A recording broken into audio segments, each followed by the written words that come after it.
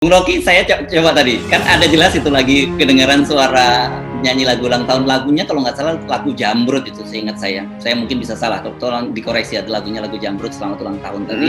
Terus jadi orang bertanya, ya berarti Kofifa bukan kadrun. Sebab yang pasti diusut itu cuma kalangan kadrun. Anies kadrun ya, maka klarifikasi. Jadi klarifikasi hanya berlaku pada kaum kadrun gitu. Pada waktu itu kan begitu. Acara ultah, langgar prokes. Rocky Gerung, Kofifah bakal malu seumur hidup pada Habib Rizik Syihab. Baru-baru ini, Gubernur Jawa Timur, Kofifah Indar Parawansa, membuat klarifikasi atas perayaan hari ulang tahunnya di Surabaya, Sabtu 22 Mei 2021. Namun klarifikasi Kofifah bukan permintaan maaf atas peristiwa itu, melainkan klarifikasi karena peristiwa itu disampaikan secara terdistorsi ke publik dan ia minta maaf karena itu terjadi. Rocky Gerung selaku pengamat politik lantas turut membuka suara mengenai hal ini. Rocky awalnya menjelaskan bahwa terdistorsi yang Kofifah itu salah pengertian. sebenarnya bukan dia minta maaf terhadap peristiwa itu sendiri, tapi dia meminta maaf karena peristiwa itu disampaikan secara terdistorsi ke publik dan dia minta maaf karena itu terganggu. Kira-kira begitu. Salah ulang tahunnya, memang bukan hari itu bukan ulang tahun Ibu Kofifa itu. Mungkin orang lain yang ulang tahun. Kan itu namanya orang lain membajak ulang tahun Ibu Kofifa. Itu yang namanya terdistorsi ulang tahunnya tuh. Tapi kita paham yang begini-beginian nih. Kan sebetulnya lega aja kan mengatakan ya saya salah tuh. Kan selesai. Tapi nanti ada orang yang pasang badan, enggak, gubernur enggak salah. Itu tanggal 19 memang betul ada acara. Yang kedua, acara itu dadakan, surprise dari staf para kepala UPD. Tidak semuanya, karena beberapa kepala UPD lagi ada kunjungan kerja. Jadi total sebanyak 30 itu tidak ada yang direncanakan dan itu adalah surprise dari staf kepada Ibu Gubernur. Yang ketiga jumlahnya cuma 30 orang. Ditambah yang ladeni itu sekitar total 50 orang. Dan di Gerahadi itu kapasitasnya adalah 2.000 orang. Teman-teman kan tahu? Ya, itu 50 orang. Ini adalah Ibu Gubernur pun tidak tahu kalau kita membuat acara seperti ini. Ini surprise. Karena apa? Ibu Gubernur selalu memberikan perhatian kepada stafnya. Kalau setiap ulang tahun, saya ulang tahun diperhatikan. Teman-teman wartawan pun juga begitu kan. Kalau ada redaksi ulang tahun, pasti datang. Oleh sebab itu, Ibu Gubernur tidak tahu hal ini. Kita lakukan dengan jumlah yang terbatas. Dan semuanya sudah di-swab secara rutin. Yang salah adalah sekda atau sekretaris pribadi atau siapa saja tuh. Menurut Rocky Gerung, Kofifah bisa saja meminta maaf dengan singkat, padat, jelas, dan semua selesai.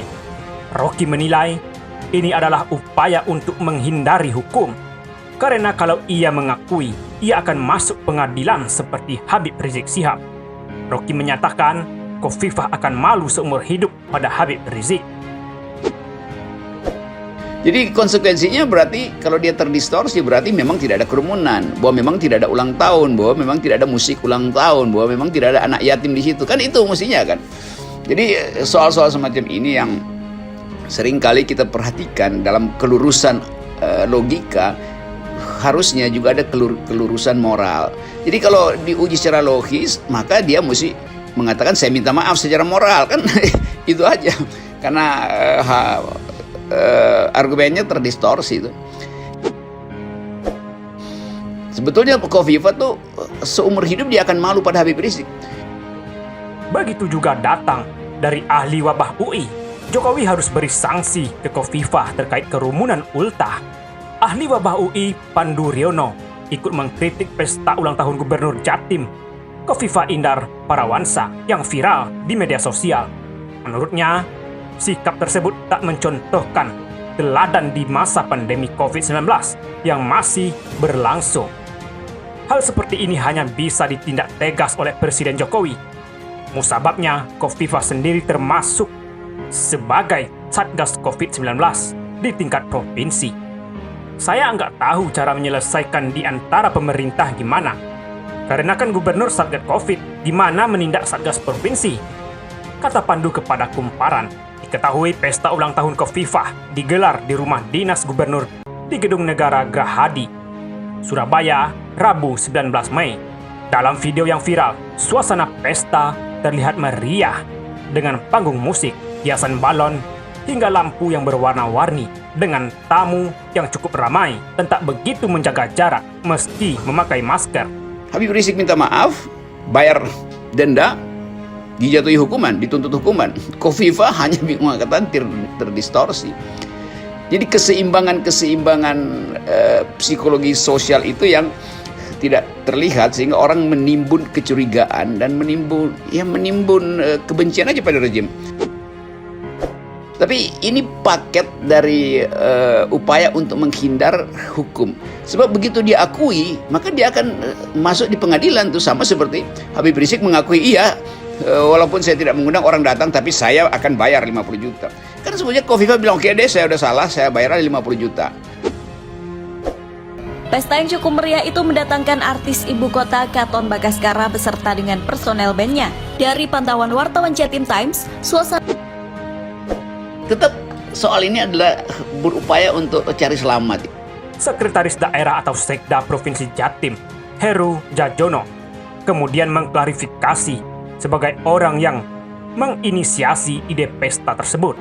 Tujuannya untuk memberikan kejutan di hari ulang tahun Gubernur Khofifah dan Wakil Emil Dardak yang hanya berjarak 1 hari.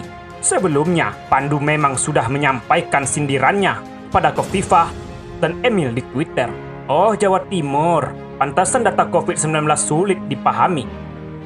Seringkali dilarang tes. Kalau dites tidak dilaporkan. Ternyata Khofifah dan Emil Dardak ulang tahun.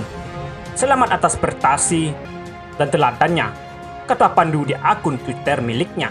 Pandu berpendapat banyak hal penanggulangan pandemi yang harus bisa langsung ditangani oleh Presiden, termasuk menindak contoh-contoh tak baik dari pejabat daerah hingga masalah vaksinasi. Jangan diserahin ke Satgas, ke siapa? Karena mereka enggak memiliki kemampuan yang cukup bisa mematuhi oleh semua pelaku di zaman desentralisasi. Ini kan masalahnya banyak sekali, papar dia. Banyak pemerintah daerah yang cakupan vaksinasinya masih rendah. Itu kan melaksanakan vaksinasi tergantung Pemda. Jadi kalau nggak serius gimana? Padahal vaksin ini semua udah disiapkan. Begitu di lapangannya kendor, pungkasnya.